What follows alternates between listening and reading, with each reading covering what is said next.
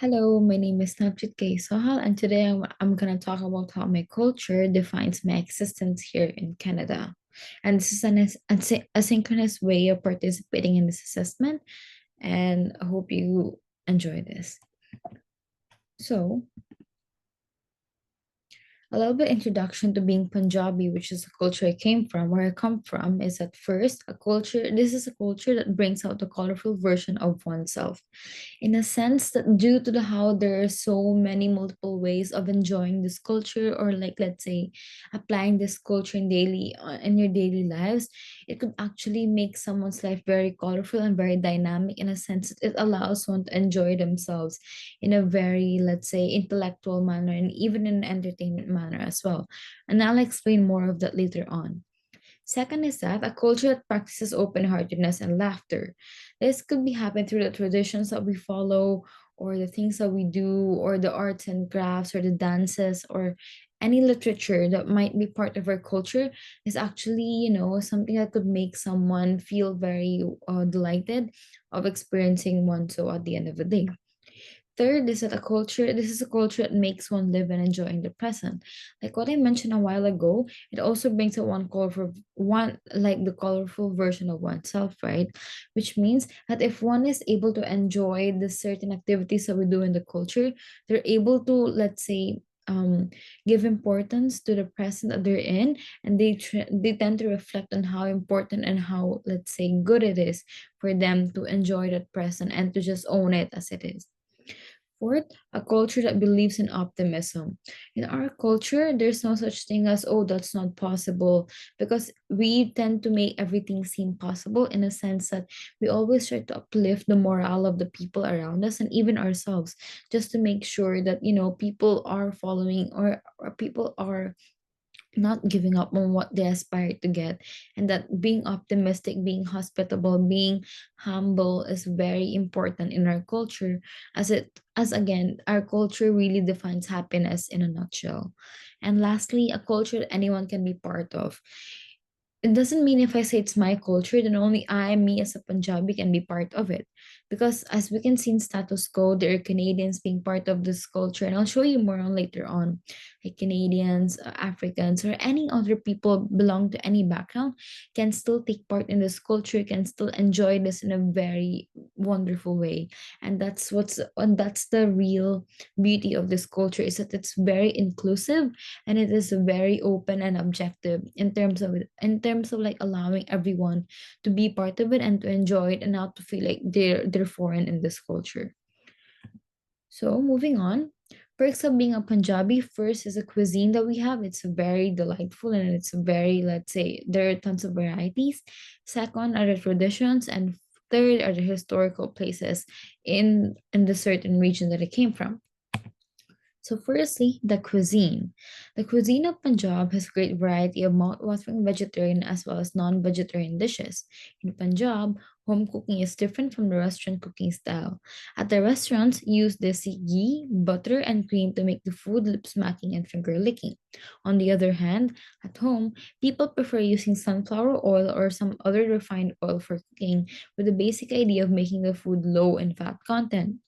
The main traditional Punjab food are sarson ka saag, shahi paneer, dal makhani, rajma, chole aloo, chicken kadahi, chicken tandoori, makki di roti, naan, fulka, puri, papad, lassi, kheer, rabdi, and many more. So as you can tell from this, we actually allow flavors to be the key element in every, let's say, food or meal or cuisine that we have, like the foods that we have under this cuisine. And it is very, let's say, there's tons of varieties that anyone can enjoy, even if it's like spicy, non-spicy, sweet, sour, savory, everything. It's like you could also get it in one plate, and you could also get it, in a very, let's say, a la carte type too. So our cuisine is very dynamic. It is very tasteful, and like people actually usually go for it a lot. And knowing that here in Canada there are so many, let's say, Indian restaurants, that we could see almost in every corner. I think it is safe for me to say that people do enjoy this food or the cuisine that my culture has, or the culture I come from has. Next are the traditions. First, let's talk about clothing. So, Punjabi clothing is vibrant and colorful, reflecting the state's rich cultural heritage. The traditional attire for men is kurta pajama, or long shirts or tunics with traditional pants, while Punjabi women wear the traditional dress of the salwar kameez or the patiala suit. The intricate embroidery work on dupattas, long stoles, and shows is a testament to the skill and craftsmanship of Punjabi artisans. So me as a Punjabi, I love suits. I actually have tons of them and I usually wear them during occasions or when I have to visit the temple or gurdwara in our term. And that's something that I'm really, let's say, proud of because it's very different and makes oneself very modest and very elegant to look at. So next are the festivals. Punjab is home to a variety of festivals that are celebrated with great enthusiasm and zeal.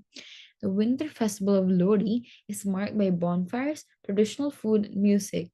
And Vaisakhi, the harvest festival, is celebrated with religious ceremonies and community gatherings. Whilst Diwali, the festival of lights, is a time for family reunions and feastings. So as you can see with these festivals, it's very family oriented. It always allows a family to be at first and to gather all of our loved ones together in order to, let's say, celebrate or to just, um, to have a good time all together while doing all these celebrations or festivals. So moving on to celebrations, Punjabi people know how to celebrate life and all its milestones. Like what I mentioned a while ago, we're very happy and open people and we're very, let's say, flexible in all terms. Weddings, festival, and other special occasions are marked with joyous folk music, dance, and feasting. Whether it's the high energy folk dances like Bhangra or the graceful Gidda, which is usually done by girls, the lively beats of the Dol drum, or the melodious voice of a Punjabi singer, celebrations in the Punjabi province are always filled with folk music and Punjabi dances. You guys might have heard something, let's say, Munde to Bach Ke Rahi. Like that's a very trending song when it comes to, foreigners dancing on that song, or like even other Punjabi songs there could be. Like even we could see Canadians trying to do Pangra or trying to do Gidda. And like that's a very, let's say, that's an amazing thing to know, knowing that people from foreign countries are still enjoying something that's very, let's say, you know, that's very distinct from their own culture. Last but not least, arts and crafts. Punjabis are renowned for their utmost interest in arts and crafts. Many phrases have decorative designs and handicrafts. Women used to weave woolen attire for everybody in the family. Fulkari is recognized worldwide for its intricate work. Shawls and silk are carefully hand-woven using traditional motifs as designs. Other famous crafts of the region include lacquer work, wooden work, calico painting, paper mache, and many more. Wooden furniture is beautifully crafted by artisans with exquisite craftsmanship. So, like every other culture, even Punjabi culture has arts and crafts, and we could see tons of them, like the charkha, or let's say the gamla, and there are many more stuff that back in the olden days people used to use them on their daily basis, and they still exist in Punjab right now. Like they still preserve all of these arts and crafts in order to prove to people or to like show to people as to how different they are in terms of arts and crafts. And now lastly, we're going to talk about historical places here. So first is the Golden Temple, which is the most significant and iconic Amritsar historical monuments in the world. And this temple originates as far back as the 16th century and is heart of Punjabi cultural identity and the Sikh religion, which is usually the religion in the Punjabi area. Like me, I'm also a Sikh, where I follow the religion of Sikhism because I'm a Punjabi. And it's not necessary that every Punjabi has to follow this religion, like they have their own opinions to it. However, most of them are Sikh, and it is a must-visit site for its beautiful architecture, religious services, and vibrant ambient. The best time to visit is late in the evening or early in the morning as it is less crowded and there are some interesting ceremonies held here that you can witness. So usually this is the most visited place in the entire world, knowing that it's a very calming place and religiously important place for us Punjabis. There's like a huge line that it takes, let's say, hours in order for you to get to bow down in front of Guru Granth Sahib or the element that everyone tries to go look for there. Second is Jallianwala Bagh, perhaps one of the most important historical sites related to India's colonial past. The Jallianwala Bagh is a living monument to the bravery and tenacity of freedom fighters who perished here in 1919 during one of the worst massacres in India's modern history. The incident that occurred here was instrumental in the powering of the Indian independence movement that ultimately led to India gaining its freedom in 1947. So here, there's actually history of people jumping into well to commit suicide just to save themselves from the massacre that was happening during that time, or people, let's say, just ending their lives in a very, let's say, drastic manner, just so that they could not get in the hands of the dirty people who were doing the dirty job during back in the day.